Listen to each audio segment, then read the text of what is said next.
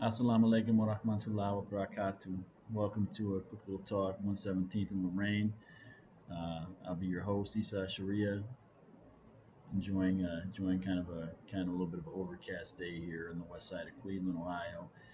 Um, we're gonna touch on some things to do with Islam, with Judaism, and our behaviors, and our criminal thoughts and our criminal ways that we believe is okay and to carry on with until we end up meeting God at the lowest point of our lives, where all that we have left is God, really.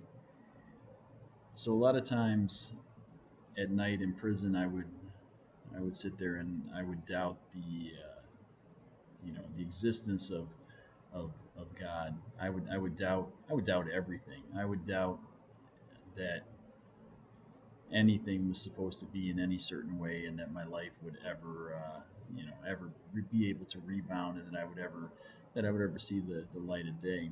So you hear people, when you talk to them about the existence of God, they'll be quick to tell you that they don't believe that there could be a God because that Russia's bombing Ukraine right now, or because of the atrocities that are happening in one place or the other, or because of different conflicts and different social issues that are going on in the world. A better way to look at it is that if you're riding high, if you're out there, you're hustling, you're bringing in a ton of cash, you're having it your way, you have your family, your house, and then you have the separate life of a street guy, of almost like being a rock star in the area where you're from. So you'll go,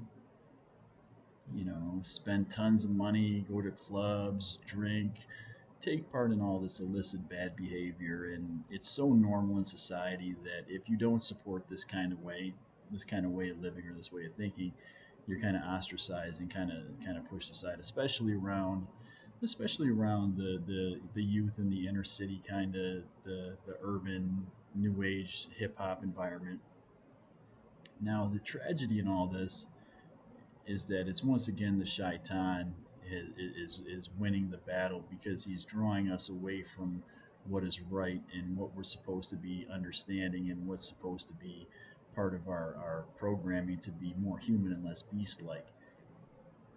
So the real way that you want to look at it, when you're sitting in a jail cell courtside with some serious charges against you, your family has been destroyed, your money's gone, your friends became predatory and vultures, and people tried to make off with a little bit of the devil's earnings that you had tucked in your pocket, to say that they've loved you, and but this is it. This is goodbye. So you sit there in a state of depression, not wanting anything more but then a return to your evil. And you're angry at God, because how could God let this happen to you?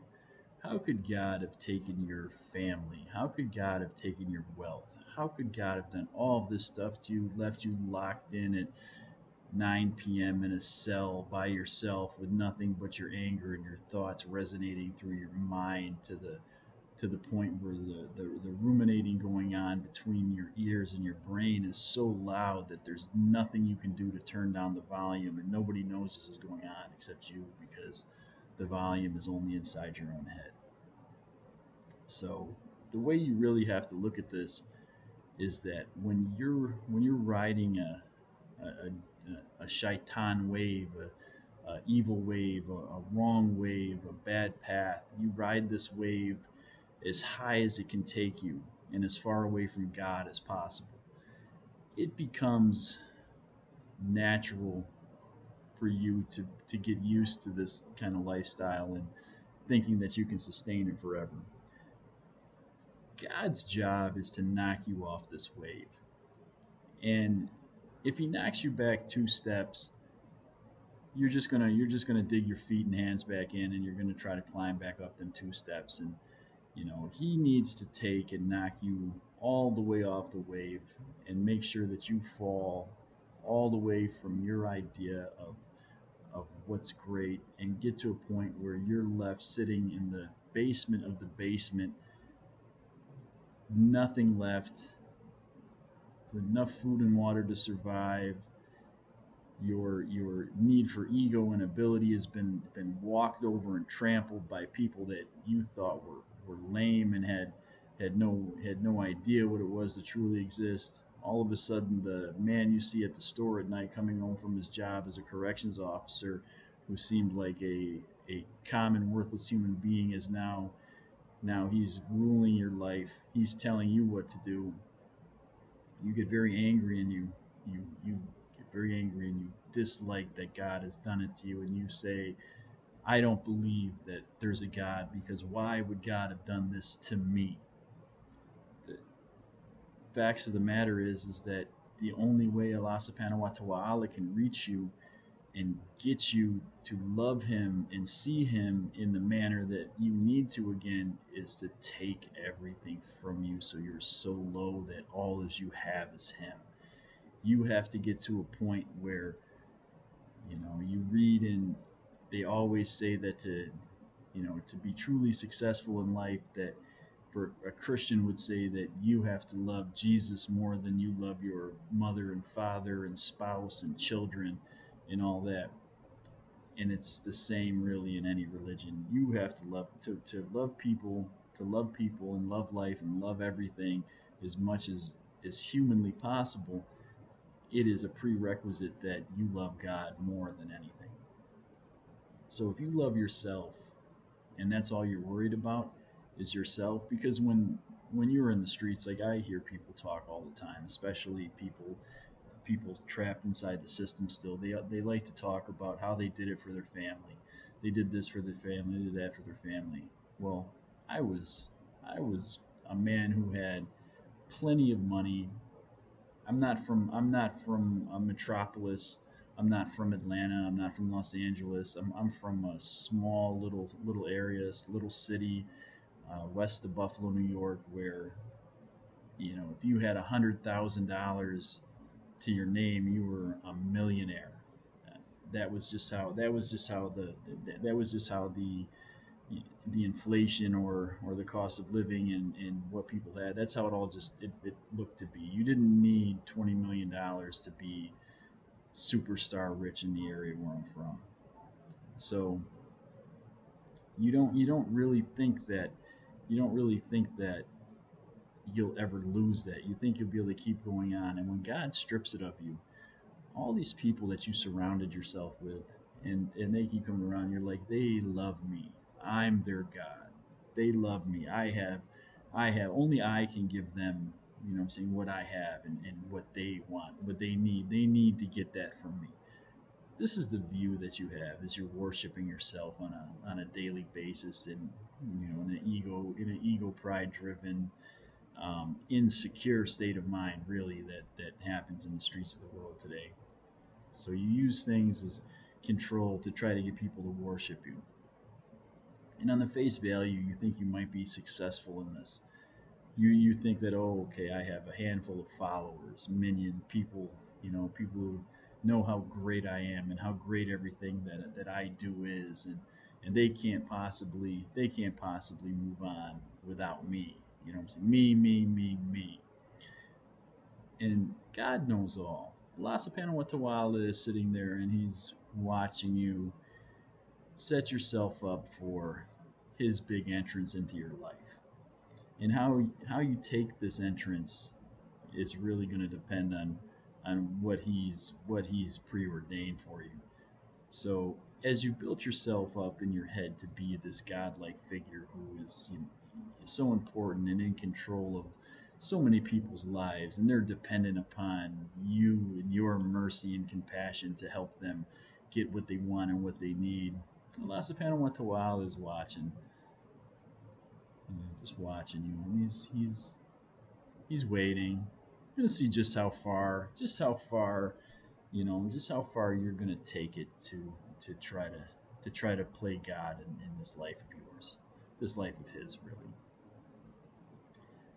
And right when he thinks that you've committed enough treasonous acts of shirk against what his commandments and what he has asked of you, and what he's tried to instill in you naturally to follow his way, when he thinks that you've transgressed to the point that the penalty that he has to put on you is as much as you can handle, he's going to swoop in and he is going to shatter your godliness.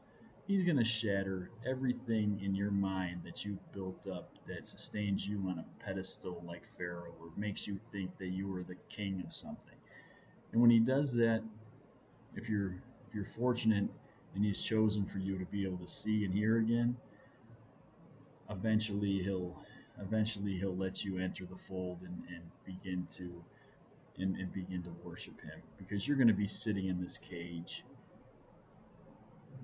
And there's different levels to sitting in a cage. You can be sent to a cage from a cage, and then to a lower cage from that cage, to the point where you're in a cage at the bottom of the cages with nothing but a hole in the middle of the floor to use as a bathroom.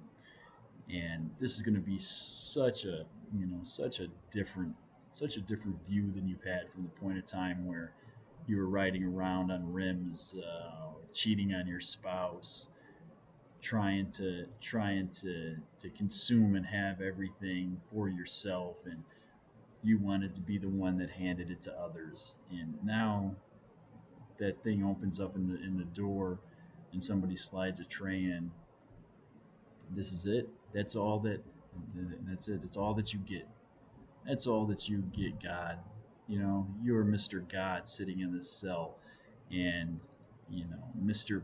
Prison Guard, or County Sheriff Corrections Officer now has all the authority over you.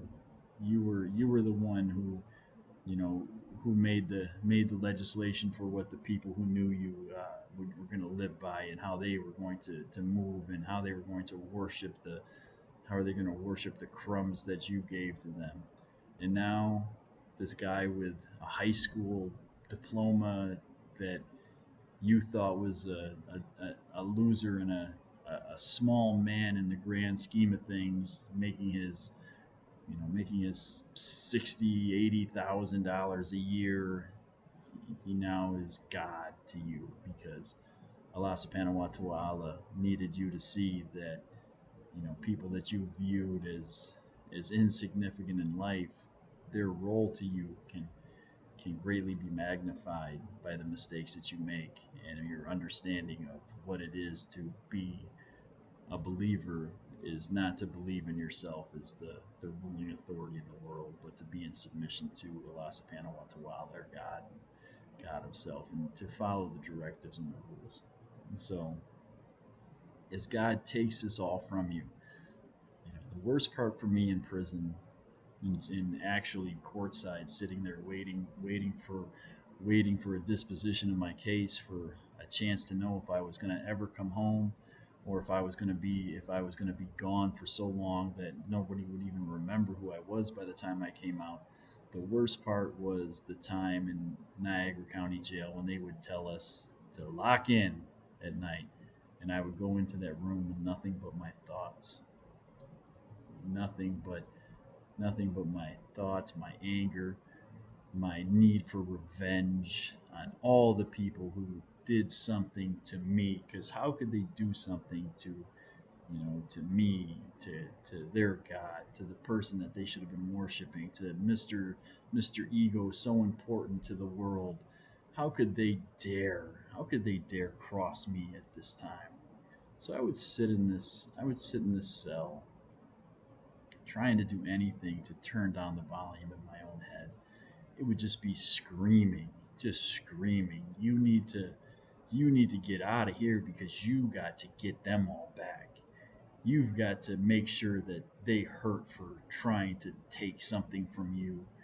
They deserve nothing, and you need to get even.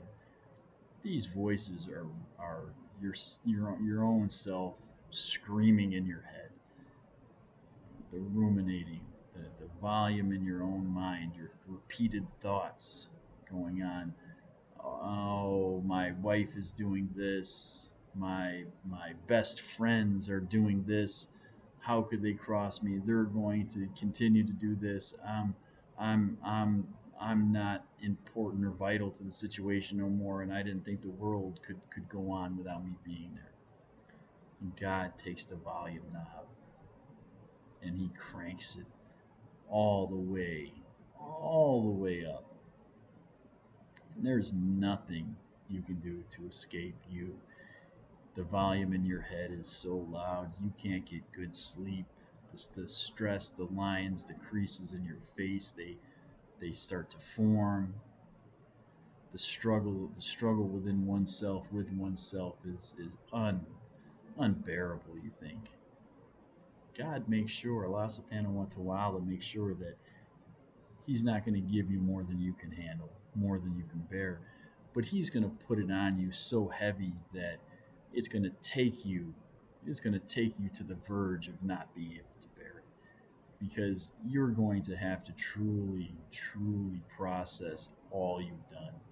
You're going to have to truly process all you've done, and then process what you need to learn to gain perspective and understanding, so you can now see that all that you really have is Allah subhanahu wa ta'ala, God, to kind of help you rebound and get an understanding for why we're here in life.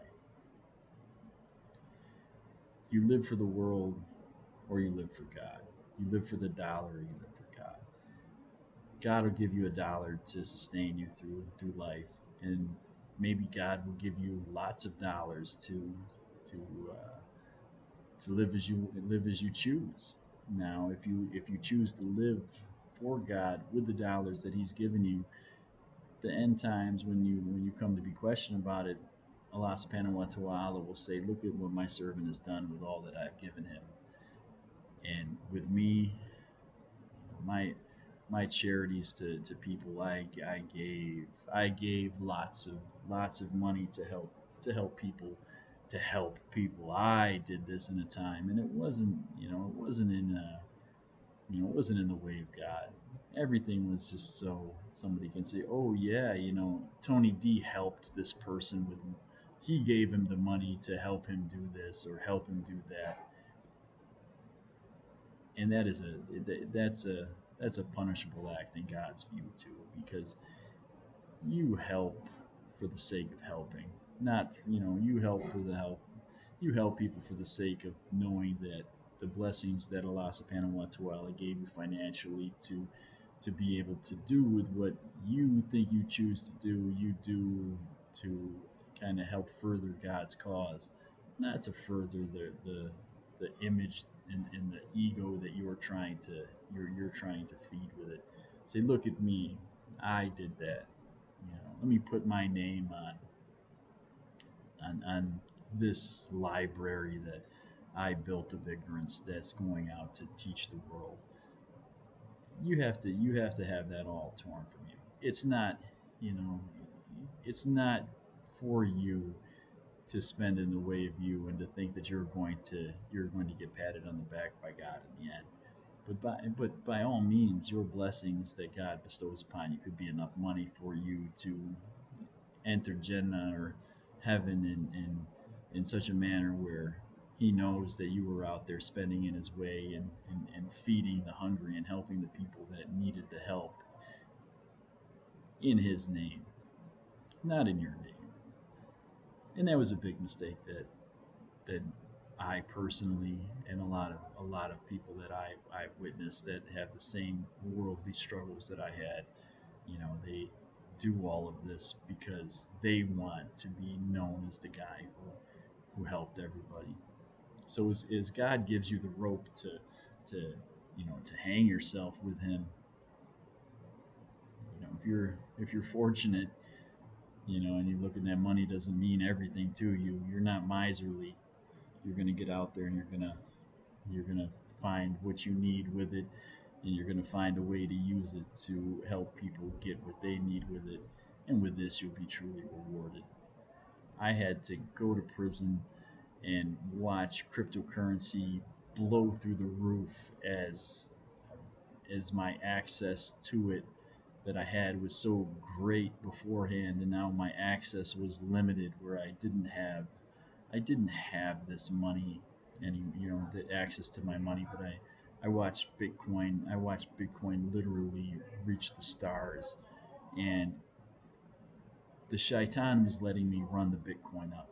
He was letting me learn this new manner of creating wealth, and then God had to put me on ice so I could sit there and see through the ice and watch the peak of all that the devil had given me, and I had no access to it anymore. And it was just screaming. It was just screaming at me, like, oh my wealth, my millions, my this, my that, my. Huh? I could have made it just a little further, just a little further. I would have been able to stop doing all this wrong and just concentrated with my blessings on the goodness of me and my own godliness. No, you never stop. You never stop. Once you get a taste of the shaitan's idea of what you need for this worldly life, one way or the other, even the people you think that made it through it clean, their hard end is coming, and it might be in this life or the next. And for their sake, hopefully their hard end. And I am amongst the fortunate who hit this brick wall going 200 miles an hour in this life, and, and pray that Allah Subhanahu wa Taala is going to let me hang on to the faith that He's given me and the vision and the insight that He's given me, that I can turn it around and be deserving of entering Jannah when this is all said and over. So my point to this is that if you want to say that there can't be a God because God would never let things happen in this life, these terrible things to, to me or to the world, well, the truth being that you can't see God sometimes without getting knocked off your high horse. When you land all by yourself, and you're only you're quick to, you know what I'm saying, you're quick to go to God when you're down there, and He knows it. He knows that He needs to knock you off that, that look at me mentality. Look how important I am.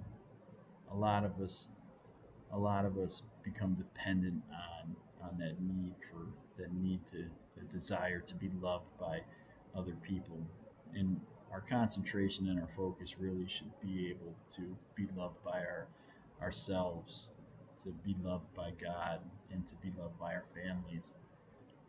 And a lot of times we will neglect that, and we won't have one care for the love of our family. It won't mean anything to us.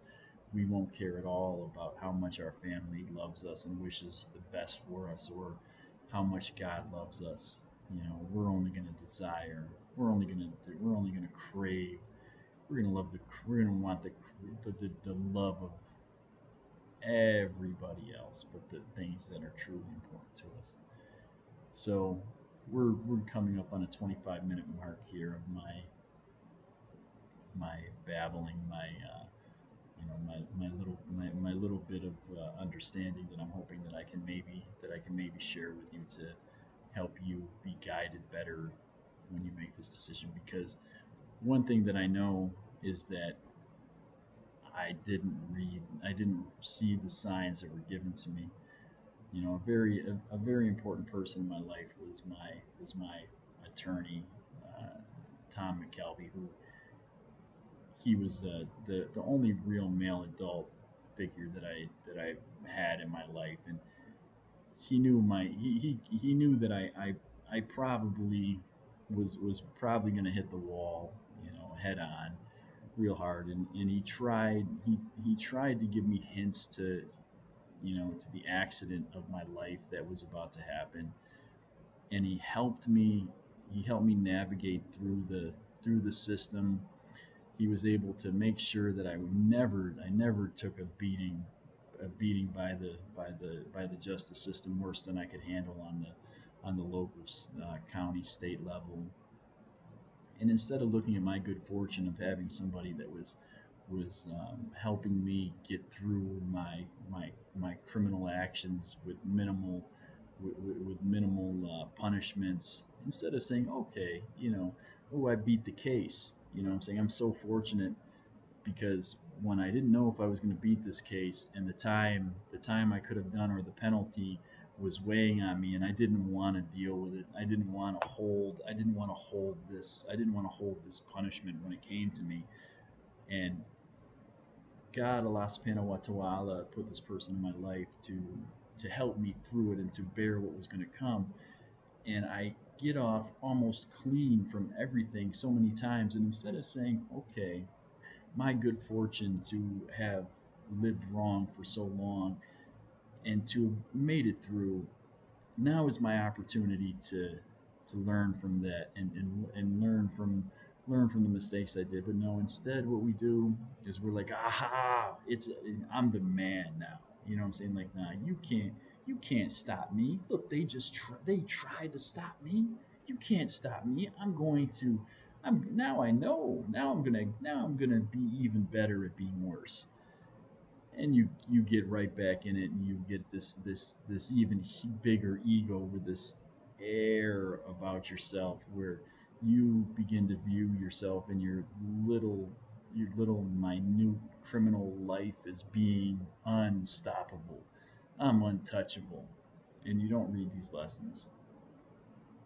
You don't read them right. You don't see the sign that it was God. It wasn't the judge letting me off. It wasn't my beautiful lawyer helping me get off. It was God in the end who helped me, not bear a huge punishment in these early mistakes that I've made. And instead of thanking him for letting me off, I turned right to the shaitan and said, give me more, because now I know that they can't stop me. And I had to keep going further and further and further away from God with it. Then it got to the point where I had to just have all that shattered. And then when I found God and developed consciousness of Him, sitting in a prison where there was so little true consciousness of God, I became so thankful that He let me hear and see again. So until later on, assalamu alaikum wa rahmatullahi wa barakatuh. Peace and salam to all my fellow Muslims out there, and shalom to all the believers of God from a different perspective.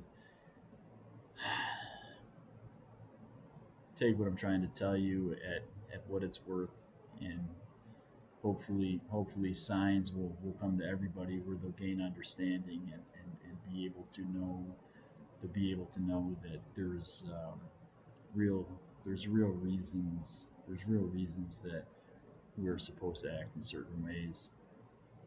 And if we don't act accordingly, we may not like the consequences.